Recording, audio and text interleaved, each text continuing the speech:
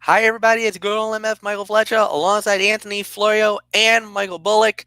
And welcome to another edition of the Cerebral Smack Talk live on YouTube and StreamYard.com. A very busy evening, to say the very least. We got a lot to cover tonight, guys. We're going to be starting it off with the Super Showdown that went down yesterday afternoon from Riyadh, Saudi Arabia. Then we're going to be covering Smackdown Live that was tonight live from the TD Garden in Boston, Massachusetts, right? Not very far from where we are here tonight. And then, of course, we're going to be previewing AEW Revolution. That's going down tomorrow night exclusively on pay-per-view. So, with that said, we're going to start it off with WWE Super Showdown. That went down yesterday from Riyadh, Saudi Arabia, guys. And, well, not the greatest show in the world. I think we'll openly admit that. But, I mean, it was not bad. It was nowhere near the greatness that happened a year ago, where we called it one of the best Saudi shows. This one was kind of back to reality and somewhat predictable, somewhat, yeah. All right, so we'll start it off with there was a pre-show fight. It was the OC versus the Viking Raiders. The OC won the match in about 10 minutes. Then we started with the Battle Royale. Okay. With the gauntlet fight. So it started out with Bobby Lashley and R-Truth. R-Truth won the match and advanced. Then Andrade was next. R-Truth advanced over him. Then Eric Rowan. Eric Rowan got eliminated via disqualification. So R-Truth advanced to fight AJ Styles. AJ won by calf crusher, submission victory. So AJ moves on. It was supposed to be Rey Mysterio, but the OC jumped Rey, and therefore AJ was thinking, this is easy. This is perfect. Rey won't be able to compete. There's nobody else. I win by default. Well, not so fast. Because in the back, in the locker room area, Anderson and Gallows got jumped, got attacked, and got taken out. Wait a minute, who took them out? Then something ominous happened. Dark clothing. Pants? Okay. But there was a long trench coat. Uh-oh. No, it can't be. Bung. Oh, yes. It was. The rumors were true. The Undertaker was in Riyadh. The Undertaker showed up. And The Undertaker was the last competitor. AJ couldn't believe it. AJ tried to put the bad mouth. He got doozled, choke slammed, and The Undertaker wins the gauntlet. Wow. Going into it, I gotta give credit where credit's due to WWE. I appreciate the fact that they gave R-Truth the pimp spot. They gave him the fighter spot to fight as long as he did, and he fought very well. He took a beating. He took the war. A good 15 minutes. All right. AJ obviously was going to get over R-Truth, and that's fine. We get that. For Taker to show up and do what he did, two things came out of this. One, the nostalgia factor, because we got the greatest entrance in all of professional wrestling. Let there be light and everything. Awesome. To do it in Riyadh is another plus. But it also now plants the seeds for AJ versus Taker for WrestleMania, which is the biggest takeaway of it all. So, I don't know how you play this. I like it. The match, I wish you could have done better with this. But I'm not going to complain. It served its purpose. And that's what you needed. To get the momentum leading into WrestleMania. Which it did. Check, check. We're going to get Taker versus AJ now at Mania. It's almost a guarantee now. Great way to start it off. Solid beginning. I could give this about maybe 2.5 stars for the effort. I think everybody played their roles pretty well. I mean, you got ample time, 22 minutes. Not bad. So, Anthony, I give it to you. Well, I'll tell you, MF. 2.5 stars is the correct match for the effort. Everybody played their roles very well. I thought it was a well-wrestled match. It was a little on the boring side, but, the takeaway obviously is Taker. And I know a lot of people are going to say, oh, he pulled a Shane McMahon here to the Tuwaiq Mountain Trophy. Yes, it gets us to Styles versus Taker, which is all well and good. But for the most part, it was good, not great. And too long for the sake of being long. And not that anybody really cares. They kill another Saudi special match with a winner that wasn't even involved. So that's really all there is to say on that. And that took away from it. But it was fine for what it was. So, but who cares, man? The Undertaker and AJ Styles at WrestleMania. The Undertaker handpicked AJ Styles because he feels, and as we all do, that AJ Styles is this generation's Shawn Michaels. So I can't wait to see it. We all can't wait to see it. And I know a certain phenom can't wait to see it either. Ain't that right, Bullock? You've been pining for this for the last 3 to 4 years. Exactly, Florio. You said it.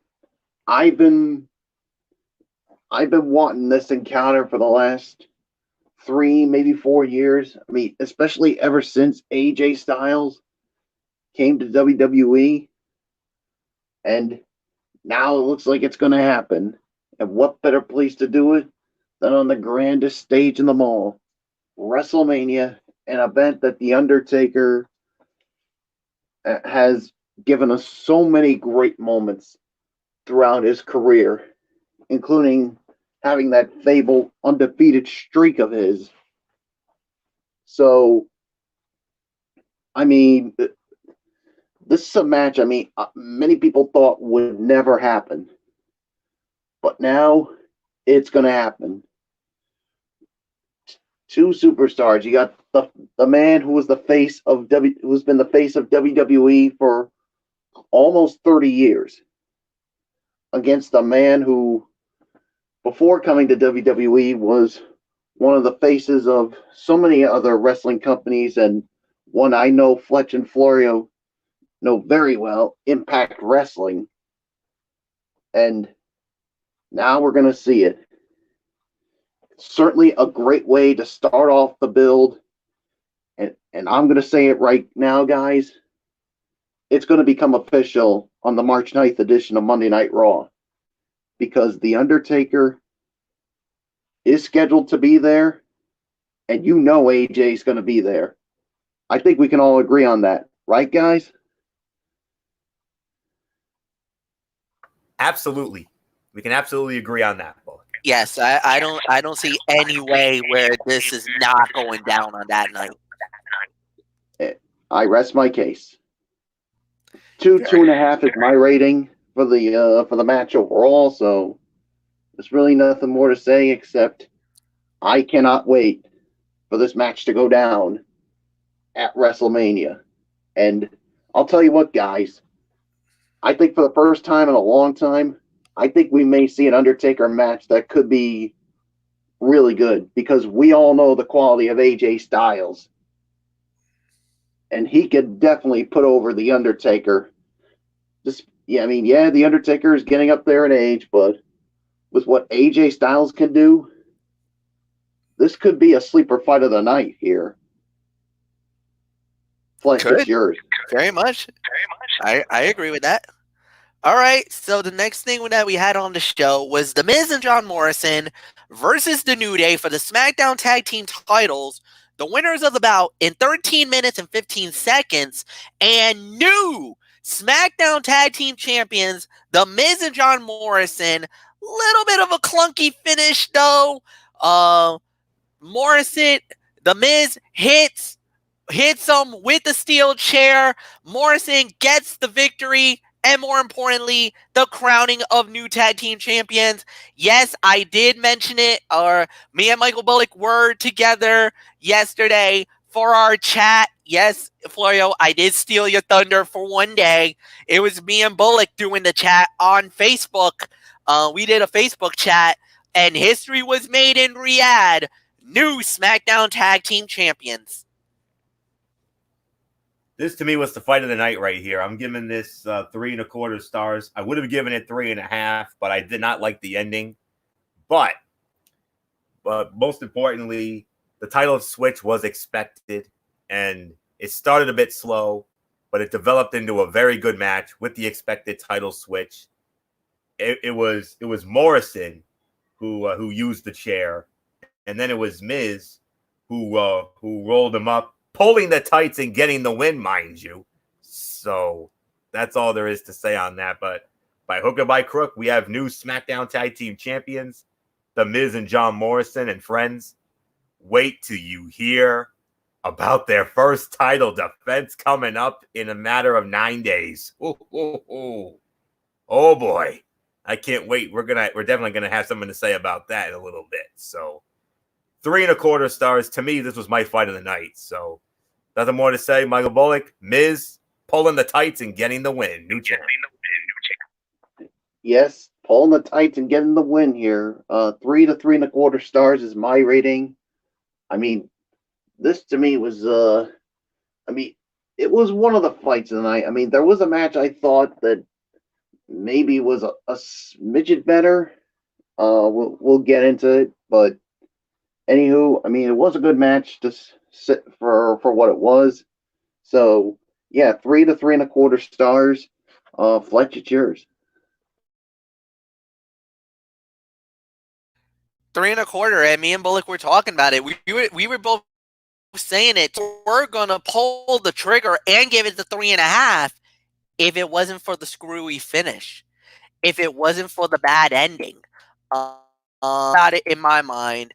I kind of feel like this was a deal here, but I think it could have been a lot more different if they would have done it. But hey, it is what it is. It happens. I don't think there's anything it could have added on this battle. It was, like I said, it was definitely solid fight. But, history was made, and that's the key thing that they wanted it to do. So they did it. Solid match. Nothing more to say. And we move on right along to a one-on-one match. It was Angel Garza versus Humberto Carrillo. And when it was all said and done, Angel Garza wins the match in 9 minutes and 5 seconds. Michael Bullock, we were talking about this one. Solid fight. That's what we were talking about. Just a very good match. Yeah, we did. We talked about it. I mean, this was, I thought, a good match here. I mean, I could give it about maybe an even 3 stars, maybe teetering on 3.25. I mean, these two. I mean, with their athletic ability, they put on another solid match here. So, yeah, there's really nothing more to say. Fletch, Angel Garza, I mean, he once again gets the best of Humberto Carrillo.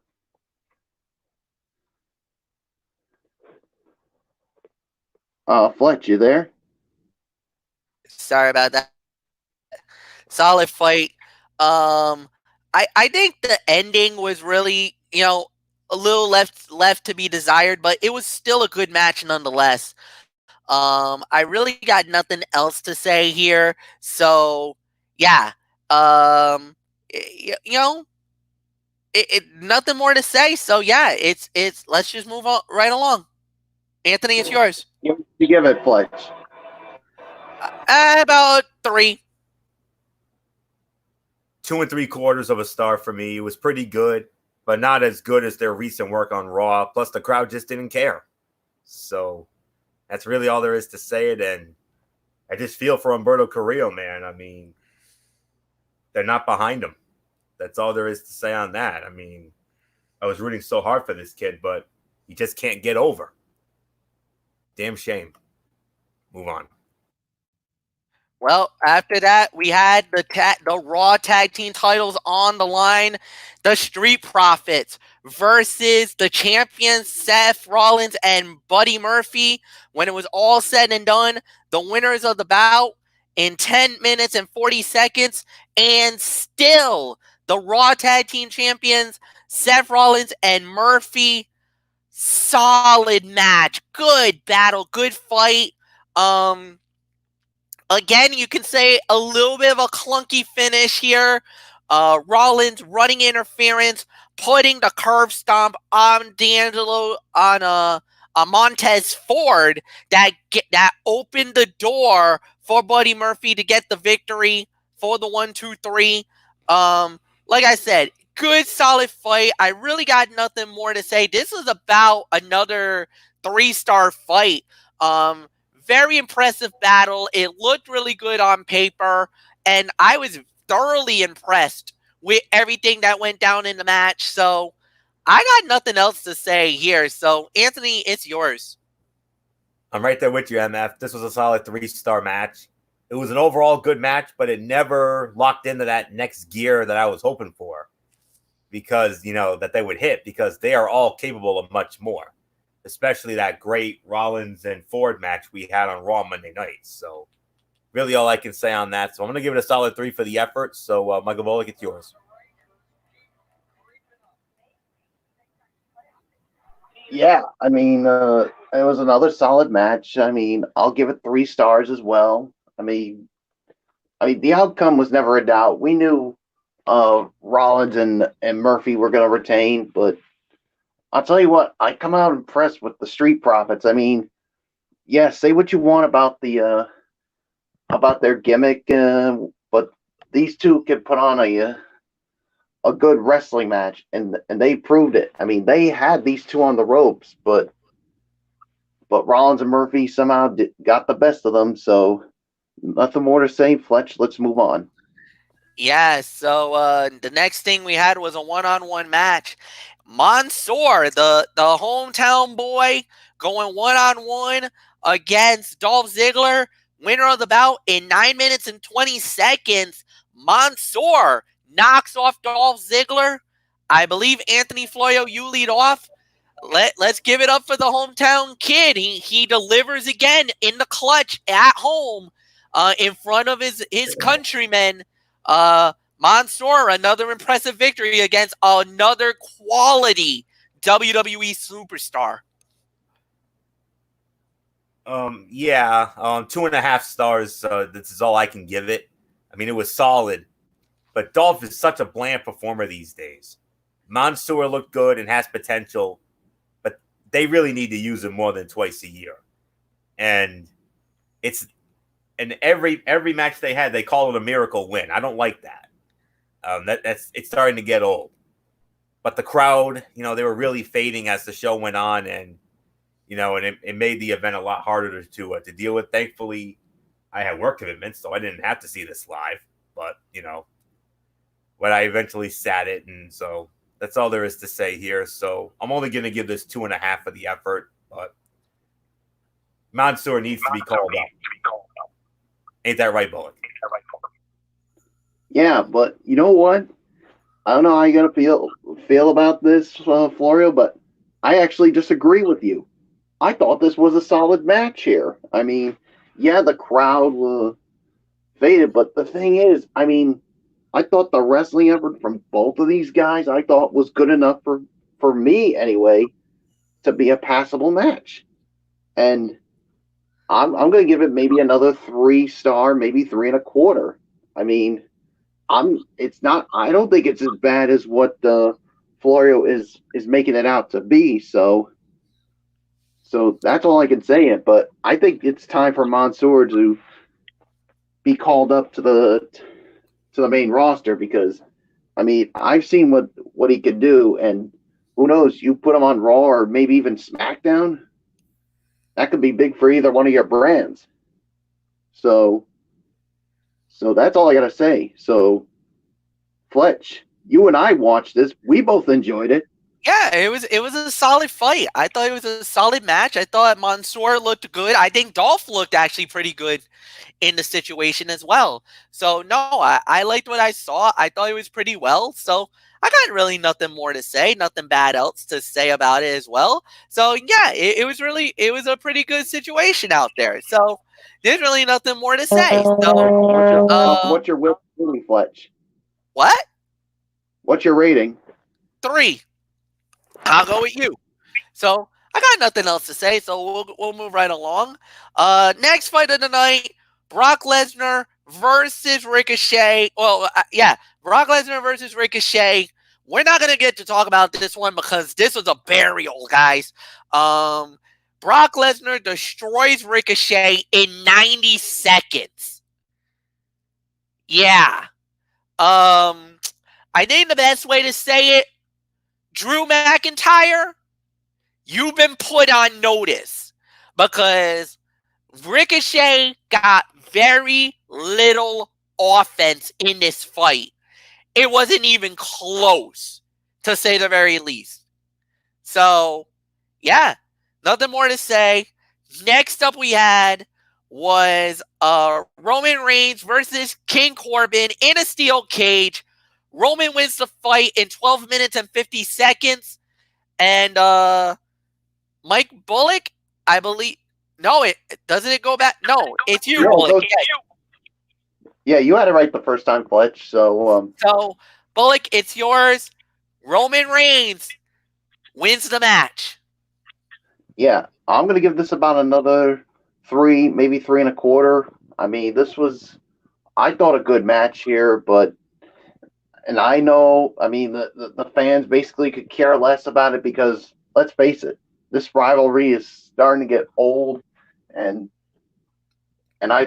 we all know that this was the final chapter, and now we can move on to bigger and better things, especially for Roman Reigns. And oh boy, it's bigger things for the big dog, and we're gonna talk about it when we recap tonight's SmackDown. So, Fletch, it's yours. I agree. I could give this about 2.5. The fight was good. It was solid. I didn't mind it. I thought the battle looked good on paper, and it really did deliver for the most part. I think at the end of the day, you gotta go with the right thing and say that yes, it was beneficial that they did it. I don't know if we could say that it could have been any better than what it was, but I mean, they really, really, really played a very good battle, to say the very least.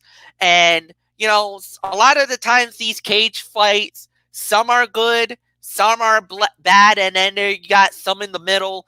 Out of all the fights, I think this was the one in the middle. This wasn't really the greatest steel cage fight in the world, but it wasn't like a complete and utter failure either. This was definitely in the middle.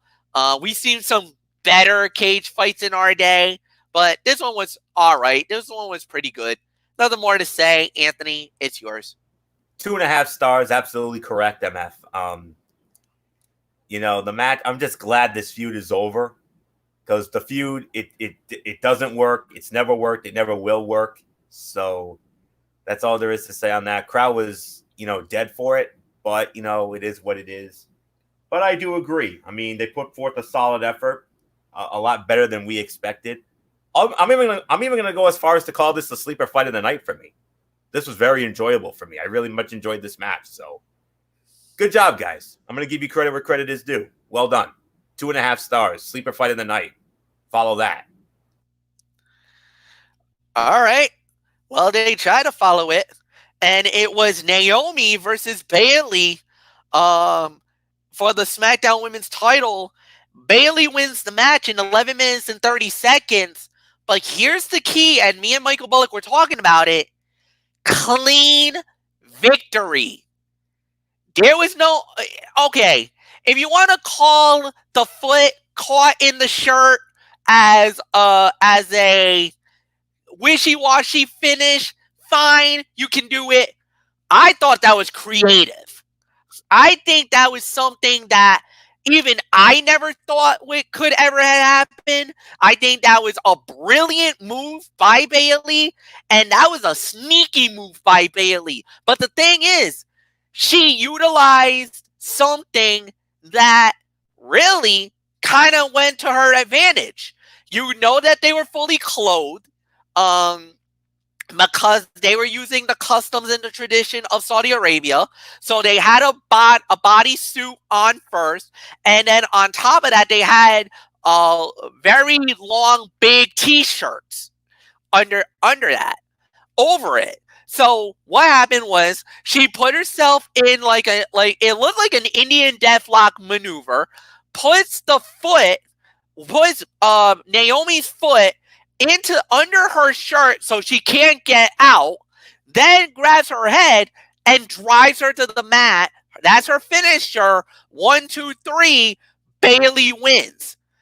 This was a decent fight, good match, solid fight.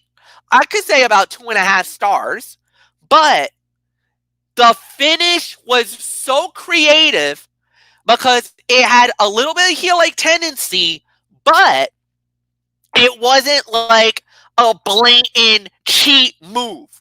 It was a clean win, which, if you think about this, now Naomi's out of the picture.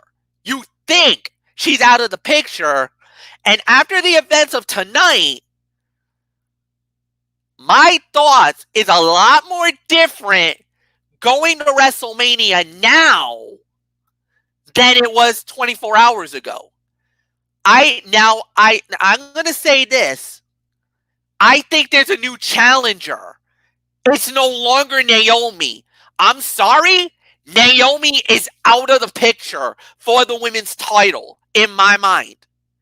You'll hear my new number 1 contender later on tonight. I'll leave it at that. Anthony, it's yours.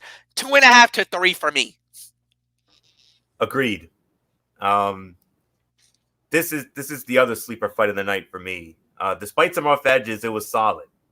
In theory, the thing they had going for them is that, unlike Natalya and Lacey, they were allowed to work an actual babyface versus heel matchup. But the downside was it didn't add much at all, as the crowd, they were dead. But at least the finish was creative, though. I'll give them that. And I do agree with MF's sentiment. We'll get into that later. So 2.5 to 3 for me. So Bullock, your thoughts? Yeah, 2.5 to 3 for me as well. I mean, yeah, the outcome, was a little. We knew Bayley was going to win, but the surprise was that she won cleanly. And like Fletch just said, and I agree with him, Naomi is now officially out of the title picture. There's going to be a new number 1 contender to challenge her at WrestleMania. We'll get into it, like Fletch said, when we recap Friday Night Smackdown. So yeah, so there's really nothing more to say. So Fletch, let's move on. And now it leads to the main event for the Universal title. The Fiend Bray Wyatt puts the title on the line against Bill Goldberg, the winner of the bout, in 3 minutes even, and new Universal Champion Bill Goldberg, Anthony Florio.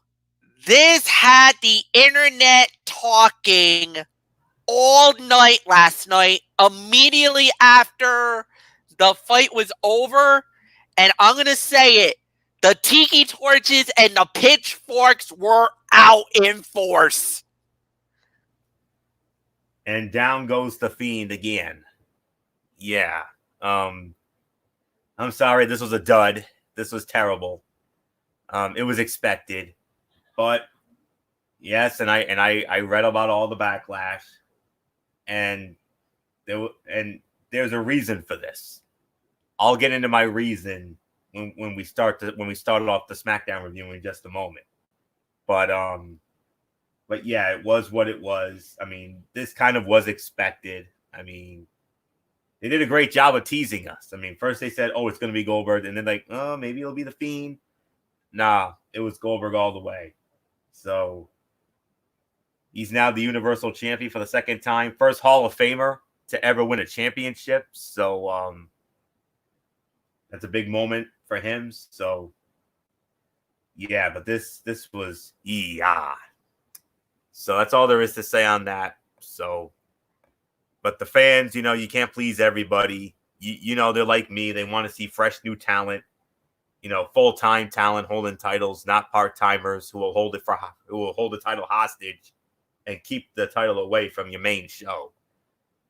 So, where at least the next month or so, MF, say goodbye to the Universal Championship. You're not going to be seeing much of it for the next month or so. But I think come Mania, that all changes. So that's all there is to say on that. And also I can say is welcome to my world, MF.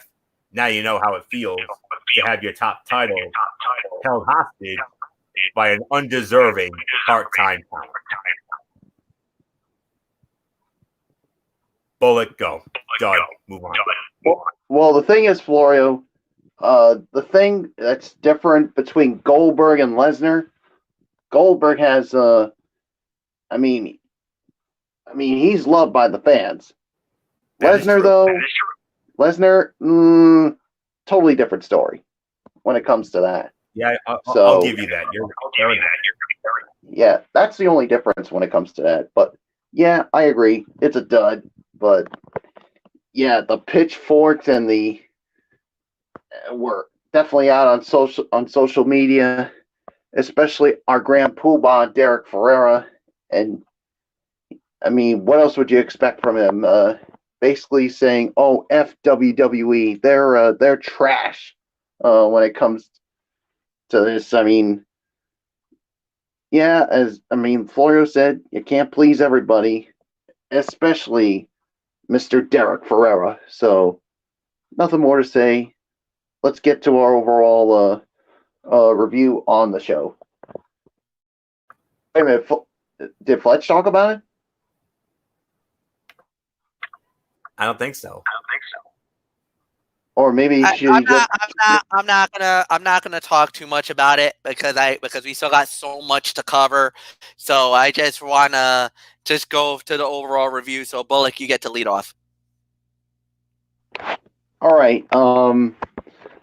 Yeah. As far as this goes, to me, I'll say it's more of like a 5 out of 10 for me. I mean, it was a thumbs in the middle for me. I mean, some matches were good, others were, shall we say, bleh. So, Fletch, let's just move on to you. I agree with that. I'll give it a 5 out of 10. I thought it was a solid fight, but it wasn't really anything overly special about it. So no, I agree with that. So Anthony, why don't you finish off quickly? I'll meet you in the middle, about 4.5 to 5. That's the best I can give it. I mean, now it wasn't complete garbage. It wasn't good, but there's been worse. A lot of people are going to question the Brock and Goldberg wins and how they were booked. But heading into Mania, now that I think about it, I feel they make sense for several reasons. So So that's all there is to say on that. It was your typical Saudi show. I'm glad we're done with it. Hopefully, we don't see another one of these until around, like October, Well, they'll November. probably do another one in November because that's when they normally do the second one. That's So fine. yeah, we'll see it. We'll see it again in November. No more Saudi shows until the fall, please. Yeah, that's all there is. That's really how they normally do it. One in the spring and then one in the fall. So no, I think that's fine. Whatever, not a big deal. Let's go to Beantown. Smackdown Live. Yeah, we are. We're going to Beantown right now. Smackdown Live from Beantown started it off with the Universal Champion, Bill Goldberg, and by Roman Reigns. Yeah, it looks like it's gonna happen. Goldberg versus Roman. Look, I don't mind it. I think this was kind of all right.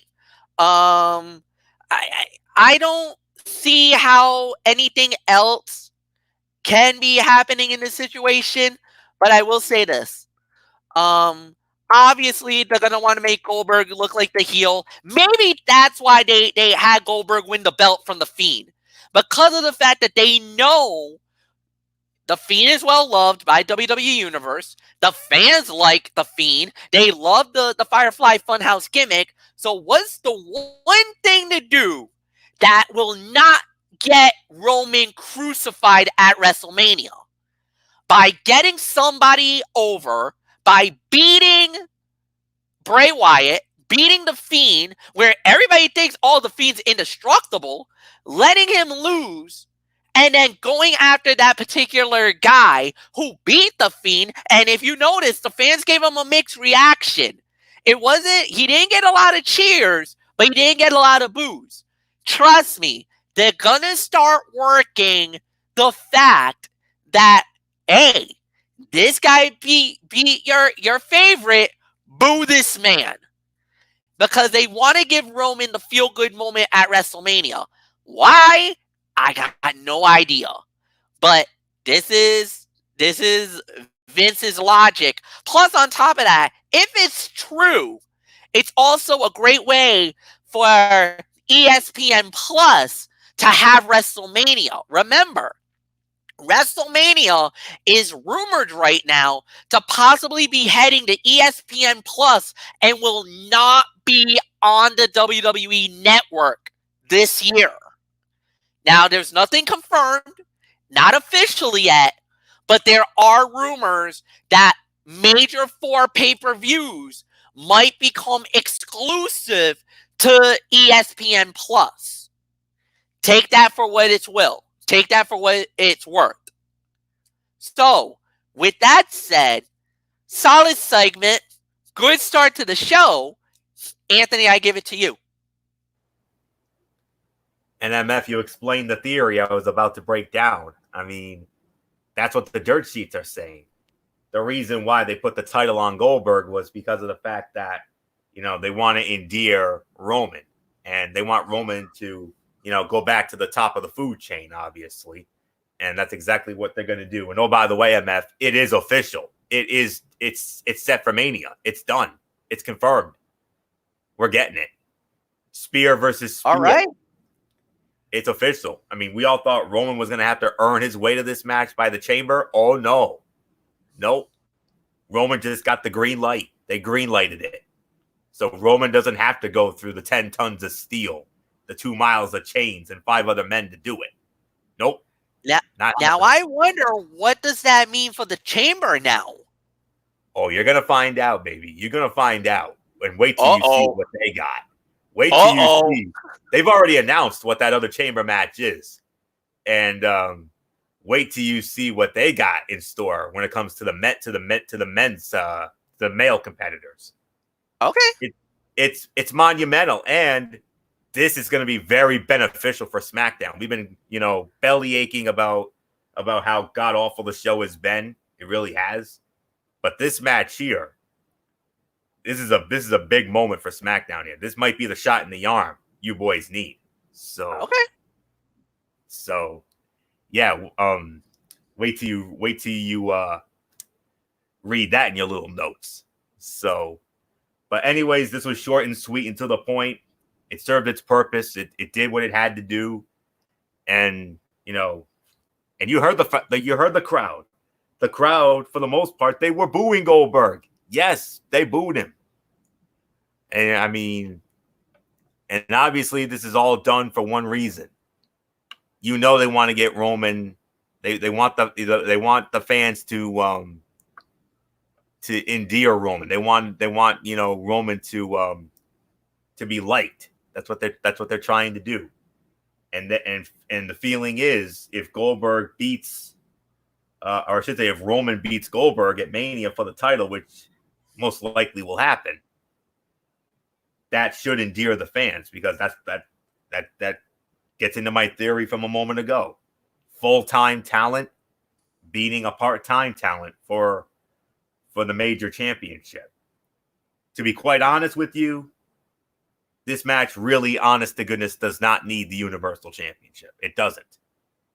This is the same boat that we were in 3 years ago going into WrestleMania 33 when it was Bill Goldberg against Brock Lesnar. And it was MF who made that point. MF said that match did not need the title. We all agreed, but guess what? They put the title on it anyway. Should not have. Mm-hmm. So, but they did it again here. Lightning strikes twice 3 years later. Only difference is swap out Brock Lesnar for Roman Reigns. So, I don't mind the match. It's a fresh matchup. It's a match we've never seen. But does it really need the title? No. Just my opinion. So, nothing more to say on it, but I'm definitely excited to see it, though. I can't wait to see it. So, nothing more to say. Michael Bullock, it's official. The man, the original man from WCW, as Bobby Heenan eloquently put it, against the big dog for the Universal title at WrestleMania. Yes, it is official. And, and regarding the match here, I mean, I can understand where Florio was coming from with all this. I mean, with this being a la Goldberg and Lesnar from WrestleMania 33, but here's the reason why we all think Roman's going to go over. What's the one reason why they're going to have Roman as the Universal Champion? Well, not just because you want it on a full-timer, but what's the other reason? Get him over as a babyface. Well, not just that, but what's the other reason? Not Taker. No. Oh, no, not that. We were there in Providence when. Oh yeah. Oh, leukemia. It's a full circle moment. Yep. He never lost the title. Yep, yeah, he's right. Very good point, Michael Bullock. Very good point. Yes, we'll give it for you. We'll give it to you. Yeah, he never lost the title, so they want to put it back on him. A comeback redemption story. Yeah, it's the comeback redemption story. So he never lost that title, and I think they're gonna put it back on him. So it's the coming of the full circle coming for Roman Reigns in his comeback. So it's a fresh matchup, but I understand where some people are going to be going, especially with you, Florio. But they're doing this because Roman never lost that title. He's going to get his moment come WrestleMania. Good segment, short, sweet, to the point. Fletch, it's yours. All right, guys, and then we had a 2-for-1 here. Naomi going one-on-one with Bayley. This was going to be a return fight from Saudi Arabia. Well, Naomi won the match by DQ because Sasha tried to interfere in the fight. Lacey Evans showed up. Jessica Carr's like, okay, wait a minute. No, this is not happening. We're going to do this tag team style. So Naomi and Lacey Evans versus Sasha Banks and Bayley. And when it was all said and done, Lacey Evans and Naomi wins the match at the time of 9 minutes and 48 seconds. So Anthony Florio, you lead off on this. Big win for Lacey and Naomi. And for Naomi, a little bit of a payback for what happened last night at Saudi Arabia. Yeah. We're not going to get into the first match because that's first fight's a throwaway. First fight's a throwout. Yeah. So just the tag team match, playa, holla. Yes. So, 2 3/4, teetering on 3. It was pretty good. As I think they're looking to continue Bayley and Naomi. I mean, remember we still have another pay-per-view before WrestleMania. It's called the Elimination Chamber. Why do I have a feeling that Bayley? I mean, or I should say Naomi, just might have earned herself another championship committee moment here. I think we're going to get another Bayley and Naomi title match at Elimination Chamber in Philadelphia in 9 nights. So that's just how I feel. So we'll see. But 2 3/4, teetering on 3 stars. So nothing more to say here. So I'll be very curious to hear what MF's because I know MF said he had a theory about this. I can't wait to hear what he has to say about it. But first, we got to hear from Michael Bullock. So Bullock 2 3/4 to 3, and I think we're gonna get Bayley and Naomi again at the Chamber. Yeah, I could see that going down at Chamber, but we'll just have to wait and see. But 2 3/4 of a star. I agree with the rating. So a good match. I mean, nothing really that much more to write home about. So Fletch, I give it to you, and Florio and I are interested to hear what this theory you're talking about. So we'll first talk about the match, and then give us what your theory is. Okay, I think it goes like this: 2.5 to 3. I'll give you that. Naomi got the win. That means she gets one more shot at the belt. Okay, I didn't think she was going to get another opportunity. Obviously, I think they're going to do it. Naomi gets one more shot. Bayley goes over. Naomi's done. I think the next challenger is Sasha Banks. Now, hear me out. Hold on. Before everybody jumps, I think what's going to happen is I think Bayley is going to turn on Sasha. I think Bayley's going to get sick and tired of hanging with Sasha, and I think her head is going to get too big into the clouds. They're going to, I think, because there was rumors about a Sasha Bayley program a long time ago. I think they're going to pull the trigger at WrestleMania. Because why not? Sasha Bayley, I mean, we've seen this rivalry before, and they had one of the greatest matches in NXT history. If you're going to make a legitimate fight, and come on, it is WrestleMania, the biggest show of the year. Now, I know a lot of people might be a little like, ugh, about it, but if you let these two girls go, give them the ample time, and let them perform, I mean, because think about it.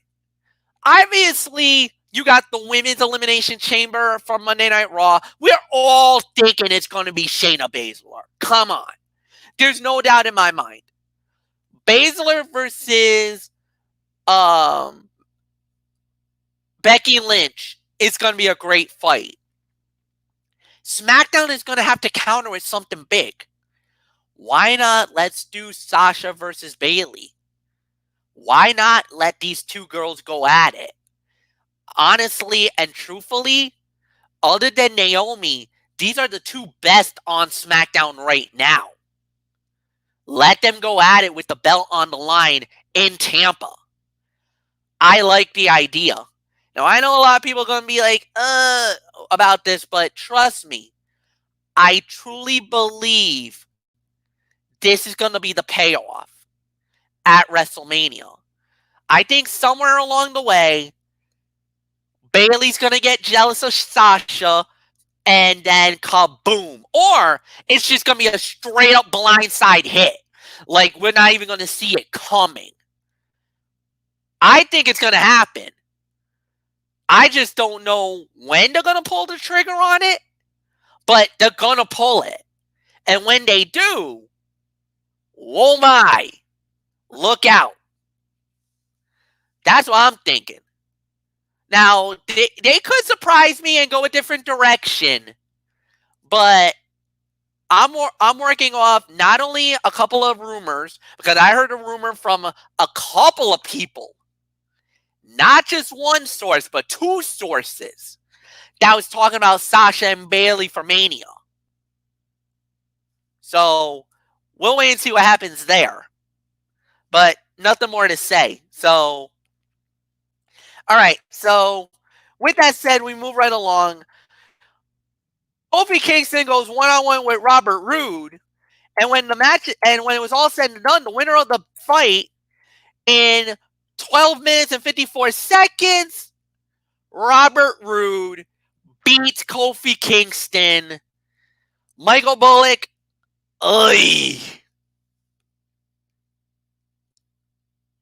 your thoughts? Yeah, I think you pretty much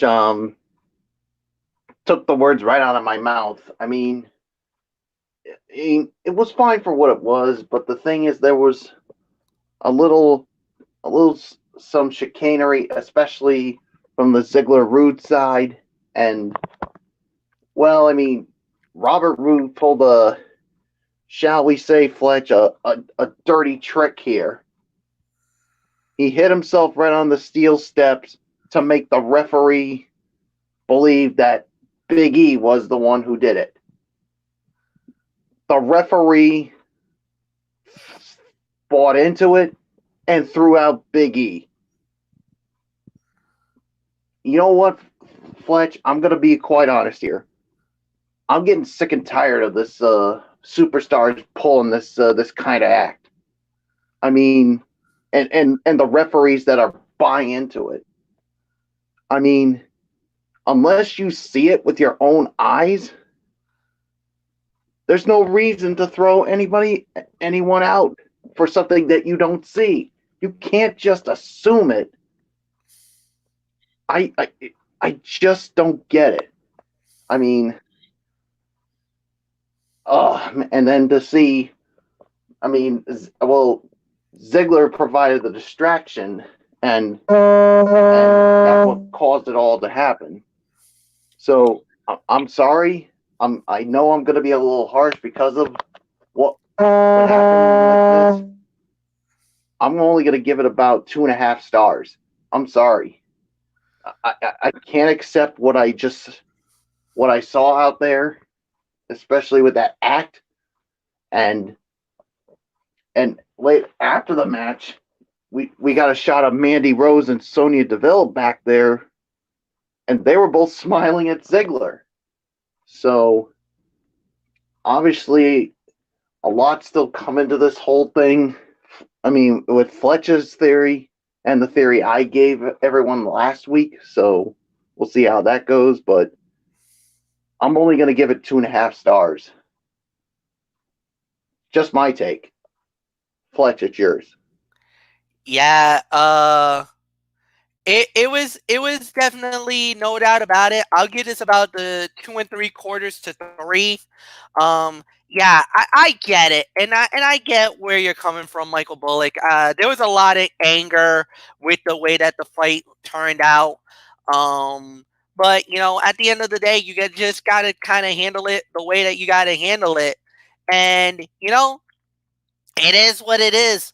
But I will say this: as far as Sonya and Mandy goes, yeah, it's like I said, it's kind of interesting. But what's going to be more interesting is next week, Heavy Machinery will be in action, and Tucker was basically saying it.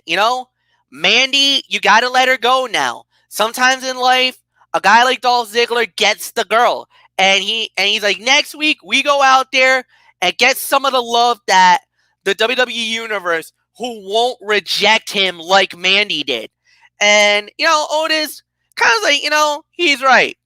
We'll let it be. So next week, This is going to be very telling. Does Mandy show up next week during the match? Now, this is going to be the first time Mandy and Otis have seen each other, because that's the other thing. I don't think they've seen each other since that night, or since the supposed date was going to happen. Sonya's throwing that, her man looks happy, but you don't really know for sure where Mandy goes, because, again, the one thing that I noticed, and I never caught it until last week. Remember when Tucker was going after Mandy, and he talked about the text message, and Mandy said, "What text?" She never knew that there was a text message. So that's why I instantly was like, oh my God. And that's why I went after Sonya Deville. So, like I said, I'm really interested to see if Mandy shows up during the match next week. If she shows up, now something's definitely up. Now, is that just coincidence? Could that be playing into Michael Bullock's theory? Or will it start to play into my theory about Sonya and the whole 9 yards? Now we got to wait and see. Next week, the cards might be out on the table. But then again, who knows? So, very interesting. But 2 3/4 to 3 stars. Anthony, it's yours. Yes. I agree. I'm gonna give this about 3 stars for me. It was a good match with a flat and cliched finish as New Day continues to struggle following their tag title loss at Super Showdown. Now, I'm gonna add to this. I've been reading some dirt sheets lately, and I told Bullock about this. I don't know if MF may know about this, but if he does, okay. But if he doesn't, well, then he's probably hearing this for the first time. But I talked to Bullock about this. I've been hearing rumors that they're planning on doing a Dolph Ziggler versus Otis match at WrestleMania. Okay. That's the rumor I'm hearing. Now, that's all I know. I don't know how Mandy's going to play into this. I mean, maybe the winner gets to go on a date with Mandy Rose or something. I don't know. But, we'll have to wait and see. But remember, what I've been pushing over the last couple of weeks, for the last 2 weeks or so, since 2 weeks ago, I had said a possible Mandy and Otis moment at Mania. I think this is the opportunity here. This could be it. Yeah, this could be it. But the question I would say, and I'm going to be real honest with you, where does Sonya Deville play in all of this? Because I heard she could get involved. I heard she could get involved. I even heard Tucker could get involved. I even heard Roode could get involved. So this is going to get crazy. I think there will be a Ziggler and Otis match, like they're saying there will be. And I think whoever wins will earn the right to date Mandy Rose, or maybe Mandy just or maybe they tease Mandy and Dolph getting together. Maybe Mandy then turns on Dolph and goes with Otis, setting up that big Mania moment, maybe. I don't know. That would and let me tell you, man, that would be an epic story. What a story arc that would be at WrestleMania. But then again, we've seen crazy things happen at WrestleMania with some interesting storylines when it comes to relationships. So, yeah. I mean, that would be very interesting. three quick relationship moments come to my mind when it comes to Mania history. Macho and Liz reuniting, obviously. Yep. The most epic of them all, the greatest of them all. Yes. Of course, Trish Stratus turning on Jericho at 20 and going with Christian. Yep. Well, actually, I'm going to throw a fourth one in there. Eve Torres, what she did to Zack Ryder at 28. At 28, yep. And gosh, I lost the other one. But if it comes back to me, I'll bring it up. But Wasn't right it now, Snoop Dogg and Maria at 30? No, that was okay, that wasn't it. 24. Because it was 24. No, there was that moment. But I don't know if you can really call now that. I got it. The marriage proposal that technically never really was John Cena and Nikki Bella. Cena, yeah, Cena and Nikki Bella. Oddly enough, in Orlando. Yep. So that's just my theory on it. I mean, the dirt sheets are saying Ziggler and Otis are being rumored for a match at Mania. The theory I just brought out, don't be surprised if that's how they do it. So, yeah. That's all I can say on it. Solid 3 stars. Bullock started that, right? Yes, he did. Okay, so a lot to think about, I know, but it's something we have to address. So let's move on. Then we had ourselves a segment with Renee Young, as she announced that there's going to be an Intercontinental title fight. It was going to be Mara versus Braun Strowman.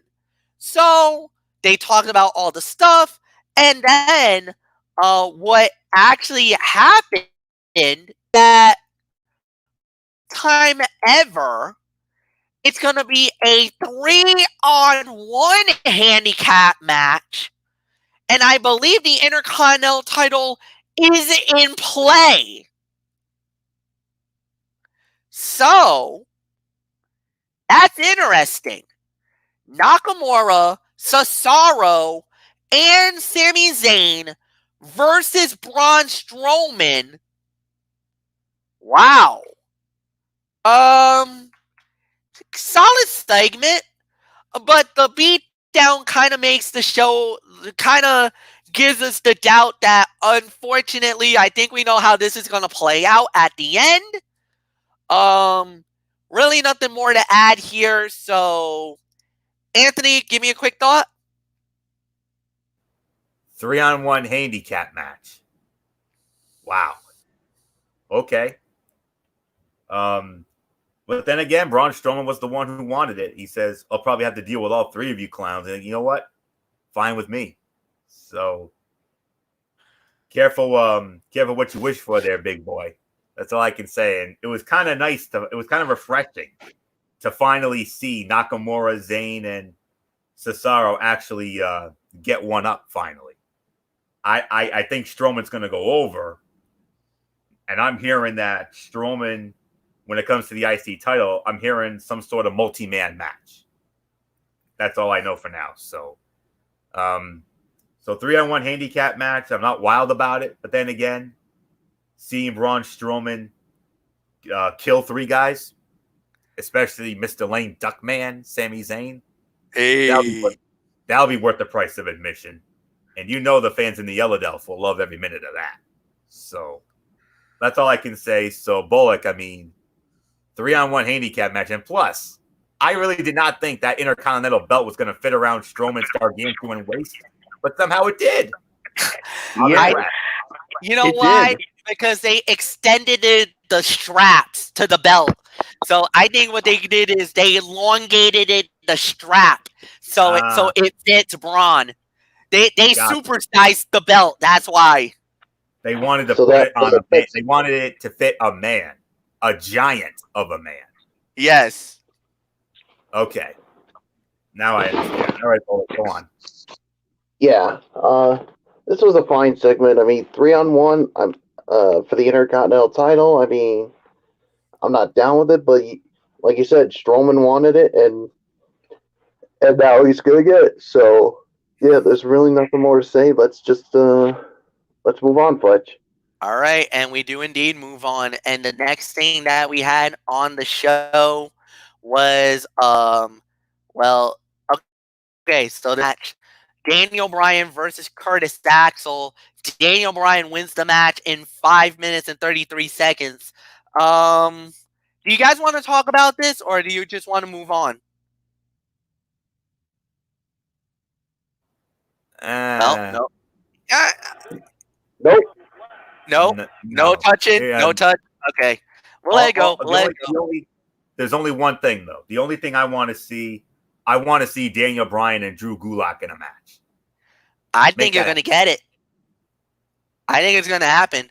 It feels like it's going to happen. So who knows? You make that happen. You make that happen.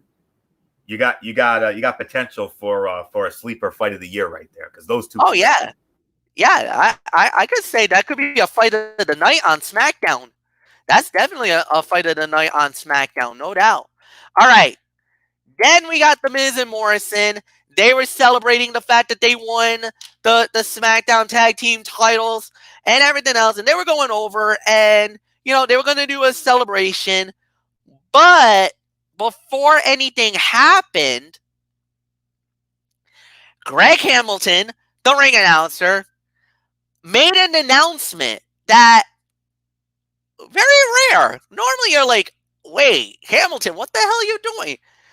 So he announced that at Elimination Chamber, the SmackDown Tag Team Champions are going to face The New Day, Heavy Machinery, Lucha House Party, Dolph Ziggler and Robert Roode, and the Usos inside the Elimination Chamber. What? Are you What do you think kidding of that, me? boy? I think we're gonna get it. Hit me with it. You know you wanna. Oh, WWE, you sneaky bastards! Shut up and take my money. Yes. There's nothing more to say. Oh my God. Well, yeah. Segment of the night. How can you not? When you make that big of a bombshell announcement. Elimination Chamber?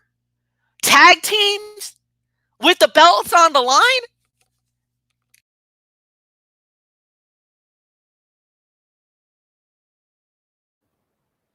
I think MF's at a loss for words for once.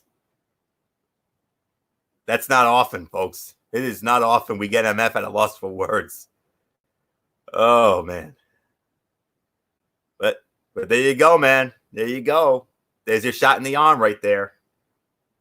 You've been looking for it. You got it. So. No, agreed. No doubt. But the one thing I would say is, why the hell is Greg Hamilton making the big announcement? Well, I mean, because SmackDown referee Jason Ayers came down to the ring and informed Hamilton of the decision. That's why he made the announcement.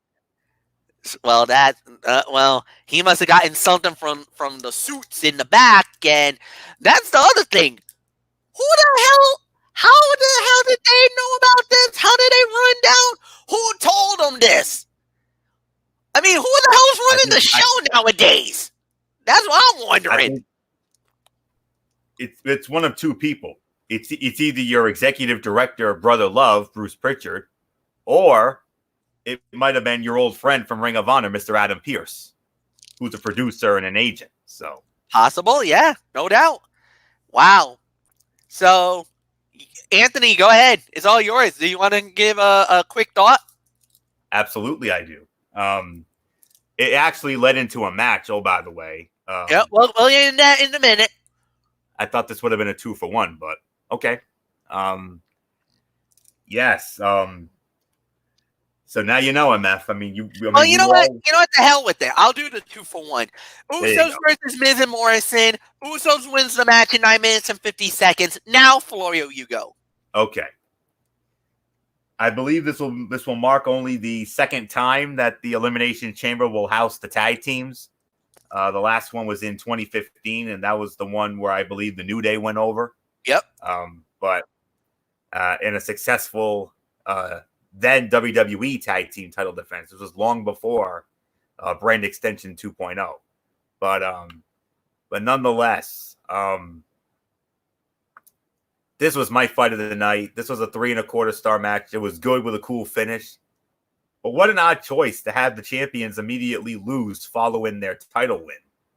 A little questionable there, but other than that, when you have, when you have Miz and Morrison, you have the New Day, you have the Usos, and I could even throw in Lucha House Party for a little excitement content. Ziggler and Rude and Heavy Machinery are more of the power style teams, but the other four, that's potential for some fireworks and some awesomeness in there. We were wondering, like, they greenlighted Roman. I'm like, how did they greenlight Roman into the Universal title picture? Right there. He gets the free pass and the golden ticket. And we all thought he was going to be the one to earn it inside the chamber, but we were like, now what are they going to do? Well, now we have our answer. Tag team elimination chamber matchup. Anything can happen, even though I'm ruling out Lucha House Party and I'm ruling out Ziggler and Rude. And Ziggler and Rude and Heavy Machinery, they're going to cancel each other out because of the whole Mandy thing. Lucha House Party, enhancement team, get them out of there. It's going to come down to Miz, Morrison, New Day, and the Usos. Anything can happen with those three. But I think since Miz and Morrison just won the titles, I think ultimately Miz and Morrison will go over. We'll get into that next week, actually, because that will be the go-home show for the Elimination Chamber. So, we'll get into that next week. But for right now, 3 1/4 stars fight of the night. Nothing really more to say. I mean, Michael Bullock, tag team elimination chamber match. How about it? Yeah. What did you give the match, Florio? I gave it 3 1/4 stars. Fight of the Night honors. Yeah, 3 1/4 for me. But man, I mean, I cannot wait for this elimination chamber to house the tag teams. Yeah, this is going to be something here, and yeah, I mean, I think it's like you said, going to come down to Miz and Morrison, the New Day, and the Usos. So yeah, so there's really nothing more that needs to be said. So I'm just going to give it to you, Fletch. 3.5, 3 stars, no doubt about it. 3 to 3 1/4 stars. Fight of the night, no doubt about it. I'm really not gonna waste any more time. Main event segment of the night: John Cena. Yeah, he makes his return. Cuts a promo. That's fine. He said that he was gonna. He claimed that it was WrestleMania season and had a question to answer, and what was he doing? He said that his role has changed, and that he says that he has and always will be a WWE superstar. Referring to a question of what he was going to do for WrestleMania, well, Cena said how hard WWE superstars work to get a glimpse at a WrestleMania moment, then mentions the universe and the passion, and he says listens to the fans. So basically, he requested anything that he wanted, and basically said that that he should go on without John Cena, and he said not a goodbye, but it's goodbye for now, and believe that in the future that the future of the WWE is just like the fans, that WrestleMania spots are earned, not demanded. So it was going to go on without John Cena this time around. So Cena was basically saying, look, I've done so much, but I haven't been around. So why would I take a spot from somebody that's deserving, which, props to Cena. That's really props for him. And basically, he's like, you know what? I need to earn my spot. I haven't done it. I haven't been around. I'm not going to steal the moment. So I'm not going to be part of WrestleMania. But I love you guys. It's been cool. I'll see you guys very soon. So, once he started to leave, everything else, he gets up to the top of the ramp. The lights go out. The Fiend shows up. But here's the thing. The Fiend doesn't attack Cena. Basically, Cena does one thing and one thing. The Fiend does one thing and one thing only. He points at the WrestleMania sign. Cena, in all intended purposes, if you weren't looking for a fight at WrestleMania, the Fiend was looking for a fight at WrestleMania. Cena looks back. Cena looks at the sign, looks back at the Fiend, drops the hat in a nod of yes. Boys, it's official. The Fiend, Bray Wyatt versus John Cena, 1-on-1 at WrestleMania. WrestleMania season couldn't go without John Cena. Cena, you're back, bro. And you're back in in-ring competition against one of the best in the game. The most over guy right now.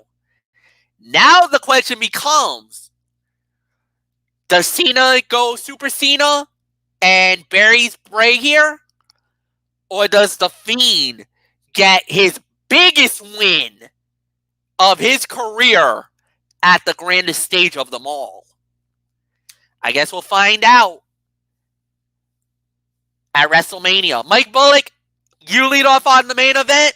Give me your thoughts on Cena, and more importantly, give me your first thoughts of Bray Wyatt versus John Cena at WrestleMania. Well, this was a good promo here to close out the show. I mean, Cena was very passionate, as he always is. And, yeah, like you said, I mean, he said, you know what? A spot at WrestleMania is earned, not demanded. So I think WrestleMania needs to go on without me. So he did his thing, was saying goodbye to the fans for now. But, like you said, the Fiend all of a sudden shows up, points to the WrestleMania logo. Cena tips his cap, and it's official. John Cena and the Fiend Bray Wyatt at WrestleMania. Now, of course, this is the second ever meeting between these two at WrestleMania. Because, remember, WrestleMania 30, John Cena and Bray Wyatt went at it, but John Cena's dealing with a different Bray Wyatt. Now, this is the Fiend that he's dealing with. And I'm actually going to go as far as I can say this. Super Cena ain't going to work this time. I think the Fiend Bray Wyatt is going to go over. I think he's going to get his biggest win. And is going to go over John Cena. That's just my opinion. Fletch, it's yours. I can't disagree with it. I actually agree with you, Michael Bullock. I can't disagree with this. Great promo by Cena. Cena knows how to work a crowd. Even though it is hometown, he was getting booed by the fans. What do you expect? It's John Cena. You know the John Cena sucks chant was coming out. And he loves it. He loves the crowd. And as much as you may love him or you hate him, John Cena is an absolute lightning rod when it comes to WWE Universe. No matter if you love him or you hate him, John Cena just knows how to bring out a crowd, man. And that's really nothing more to add. epic promo by Cena, and to hear Bray Wyatt versus Cena at WrestleMania, it's going to be more incredible. It's going to be a great fight. It's going to be a great match, no doubt about it. And the thing is, the big question, and everybody was saying, "Oh my God, who's going to win the match? Who's gonna get it?"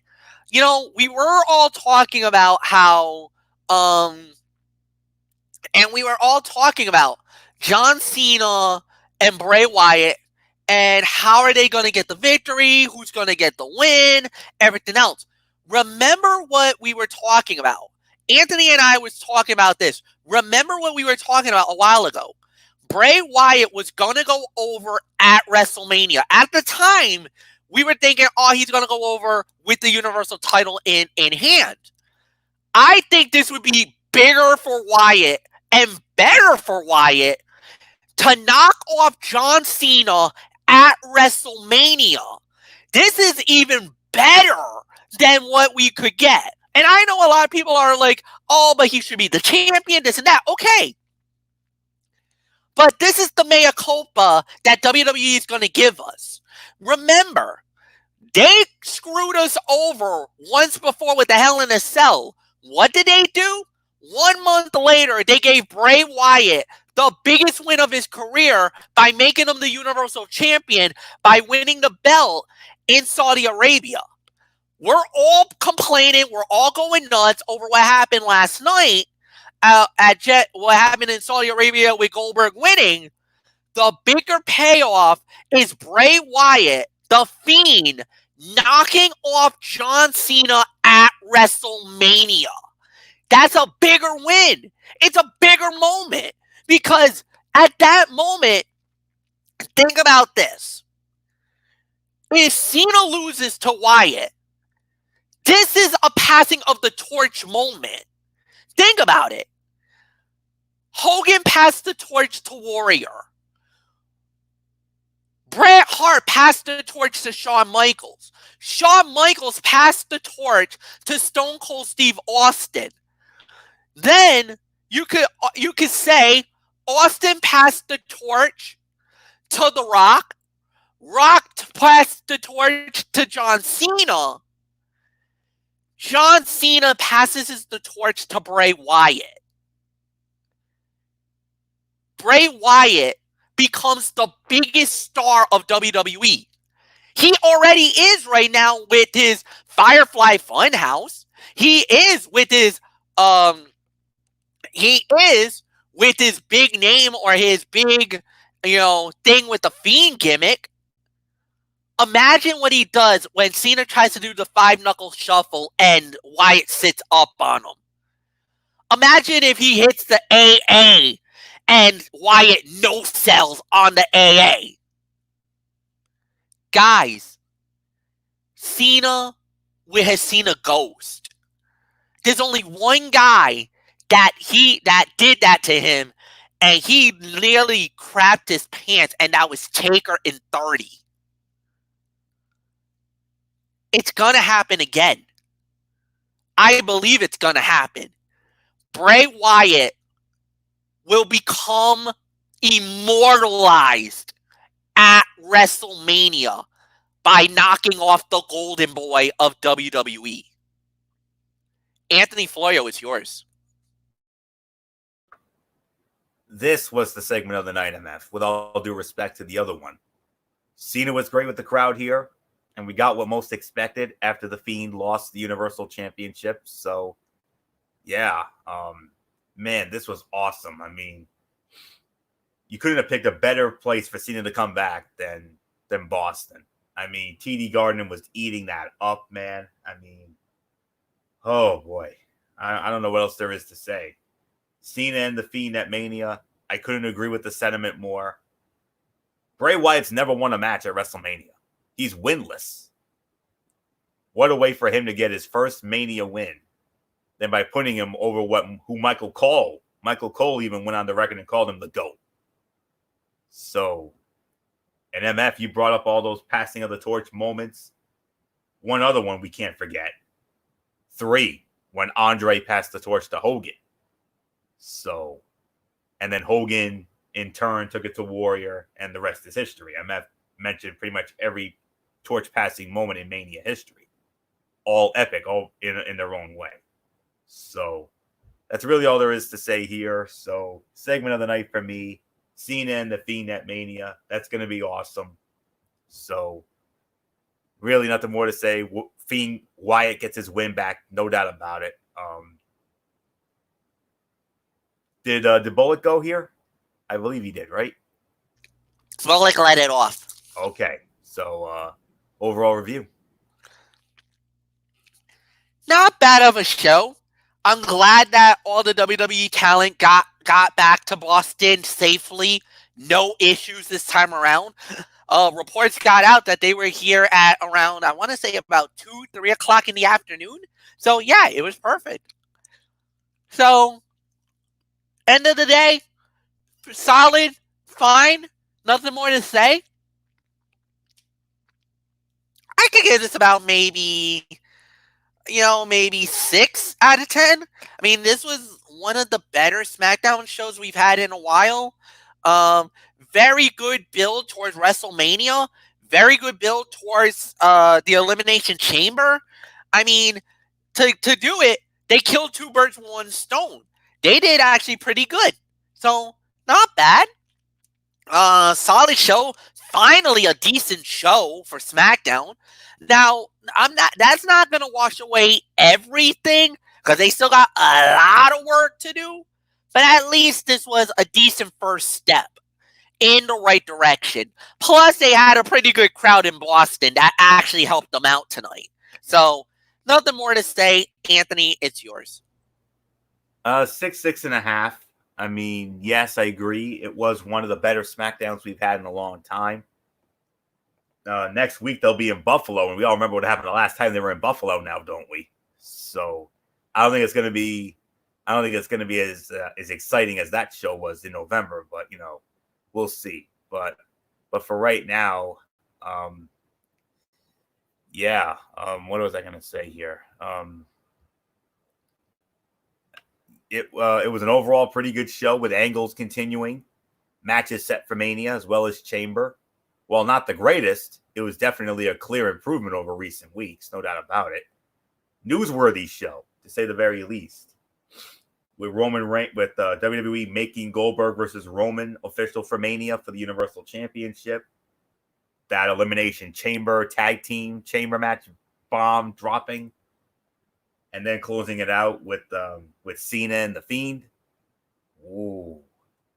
That's the match that really should have had the Universal title and had John Cena going for the record. But now that I think about it, they probably would have buried Wyatt and given Cena, the record and the whole 9 yards. But that's what I kind of wanted to see. But now that I think about it, Cena and the Fiend, they could be setting up for a passing of the torch moment here. So maybe they actually did get this right. I don't know. We'll see.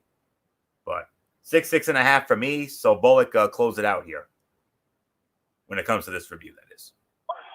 Yeah, I'll give it 6.5 as well. I mean, there's really nothing more that needs to be said. A good show. Not great, but it was good for what it was. So Fletch, there's nothing more to say except let's get on to the AEW Revolution preview. And with permission, guys, I want if you want to give full thoughts about it, then you can go right ahead. But I'm kind of hoping to go rapid fire with it, if that's okay. I'm fine with it. How about you, Florio? No problem. All right, so we're gonna go rapid fire then. We do have a pre-show fight, so we're not gonna go too much on this one. SoCal Unlimited versus the Dark Order. It's gonna be Stu Grayson and Evil Uno of the Dark Order, and of course Frankie Kazarian and Scorpio Sky. Now, main card: Pac versus Orange Cassidy. I think we're all in agreement here. Pac wins the match. Anthony? Oh, the only thing I can say is I got to channel an inner Boy Meets World moment here. See an idiot get pounded. We're going to see an idiot get pounded. Oh, come on, Anthony. Just having fun. Just having fun. I know, but I'm having fun myself. Give me a break. Yeah, Let go. Pack all day. You're gonna kill him. Yeah, well, I'm going to go a little harsh. I mean, Pac is going to whip the living daylights out of Orange Cassidy, so Fletch, it's yours. Nyla Rose versus Chris Statlander for the Well, actually, no. Correction. I'll get that in a little bit later on. Sammy Guevara versus Darby Allin. Anthony, lead off. Darby Allin. He's established himself as a star AEW has a lot of faith in, and Allin needs to get meaningful wins if they're going to continue to push him the way he's been. So Darby Allin wins. Bullock. Yeah, I got Darby Allin winning this one as well. So Fletch. All right, I'll go Darby Allin. I agree as well. I was thinking Sammy Guevara, but no, I'm going to give it to Darby Allin. Dustin Rhodes 1-on-1 versus Jake Hager. Bullock. I'm going to go with Jake Hager to win this one. I mean, it's his first match, and I really think they want to showcase him. And yeah, there's nothing more to say. Fletch, it's yours. I agree. Jake Hager. I think first fight, they're going to want to make him look good. Dustin Rhodes, I don't know if he's going to get a good fight out of him, but I'm going to go with Jake Hager here. So, yep. Anthony? Hager. His entire role as Jericho's muscle falls apart if he can't win here. So, True. and Rhodes and Dustin Rhodes remains a truly underappreciated talent, even in this modern era, where the fans have been more willing to accept him for the talent he's truly always been. So, Hager. All right. Now we're going to get into some bigger fights. First off, we're going to lead with Nyla Rose versus Chris Statlander for the AEW Women's title. Who leads off? Is it me again? No. You. All right, it is me. You. I'm going to go with Nyla Rose. Nyla just won the belt. I know they're going to give her a little bit of a push for a little bit here. So I think Nyla Rose is going to win and successfully defend the title. Anthony? Nyla Rose. Statlander will give her a fight, but Nyla Rose will go over. She's not going to lose the title she just won. Whoever dethrones her will do so after a lengthy title reign in a moment that feels special. Nyla Rose. Bullock? Yeah, I'm going with Nyla Rose as well. I mean, like you said, they just put the title on her. I don't think it makes sense to take it off of her too soon. So Nyla Rose wins. All right. Next up, Anthony, you get to lead off. AEW World Tag Team titles on the line. Cody, it's going to be the Young Bucks challenging the current champions, Adam Hangman Page and Kenny Omega. I'm calling for new champions, the Young Bucks. Page and Omega, they formed a somewhat reluctant partnership. Adam Hangman wanted to leave the Elite. Omega reeled him back in. And Page and Omega losing through miscommunication continues to build on that storyline foundation, which began months back. So Young Bucks win. And oh, by the way, in that interview that they did with JR on Wednesday night, you remember one of the Bucks said, "Hey, Adam, you were a jobber. So, and we brought you to the promised land." So, oh yeah, there's gonna be a heel turn here. I think this is where Hangman will finally turn, and I think a heel Hangman is gonna be hella fun to watch, and I can't wait because I'm really high on him. So, new champs, Young Bucks, Bullock, let's have it. Yeah, the Young Bucks will win the AEW World Tag Team titles, and Omega and Hangman Page and Implosion will become real. Hangman Page is going to turn heel, so Fletch, it's yours. All right. The next one, guys, well, there's really nothing more to add. The grudge match. 1-on-1. MJF versus Cody. In the corner of MJF is Wardlow. In the corner of Cody is Arn Anderson and possibly Brandy, but she's not listed here. But I would not be surprised if Brandy is out there with her man. Guys, it don't get no bigger than this fight. This is the rivalry. This is the battle. Maybe Cody wins, but just for the mere fact that I think they're going to want to keep the storyline going, or if there could be a major plot twist here. But I think Cody's going to win it, but something tells me this rivalry is not over. I got Cody winning, but I would not be shocked if MJF steals this fight. But I think Cody wins. So, Anthony, go. We all want to see MJF get his, and I think this is where he will get his. I'm going to go with Cody, but I agree with you, MF. I would not be surprised if MJF were to steal one here. Remember, Cody cannot ever wrestle for the AEW World title until the story demands it. And his coming up short in the quest for revenge might actually be the best character development for both. So this is more of a reluctant pick than anything else. My gut tells me to go with Cody, but my mind's telling me to go with MJF. So I'll leave it at that. Bullock. We all know where Bullock's gonna lie. Come on now. Oh yeah. MJF is gonna get the biggest ass kicking of a lifetime, and Cody's gonna give it to him. Cody wins. Fletch, it's yours. Main event of the evening, AEW World Heavyweight title on the line. Chris Jericho puts the title on the line against number one contender Jon Moxley. Anthony, you lead off. I'm calling for it once again. This is a no-brainer pick here. Winner and new AEW World Champion Jon Moxley. He's managed to battle his way to a world title match despite assault and temptation from Jericho. And Jericho felt like the right choice as champion to get things off the ground for AEW. And I honestly feel Moxley's the right guy to take the title off of him.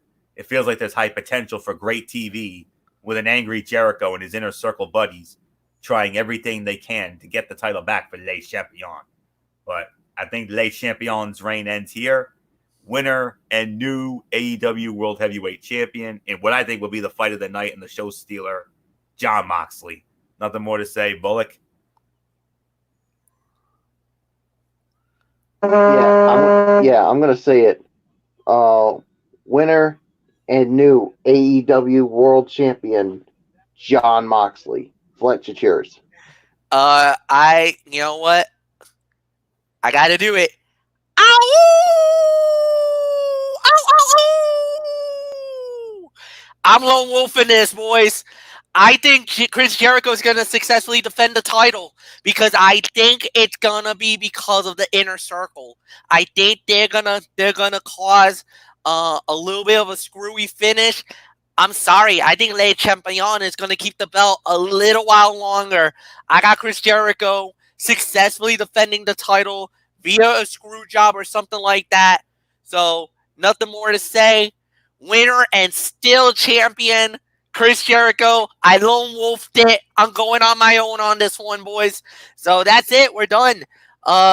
So what's going to happen is Monday night, Ridiculously Raw, Anthony will host it. Wednesday night is another show of Wednesday Night Mayhem. We will start with the recap of Revolution. Then we're going to do NXT and AEW recaps as well. And then, Thursday is Strictly Sports. And 1 week from tonight, another edition of this great show. So, for all of us here, for Anthony Florio, for Michael Bullock, I'm Michael Flecha, saying so long, everybody.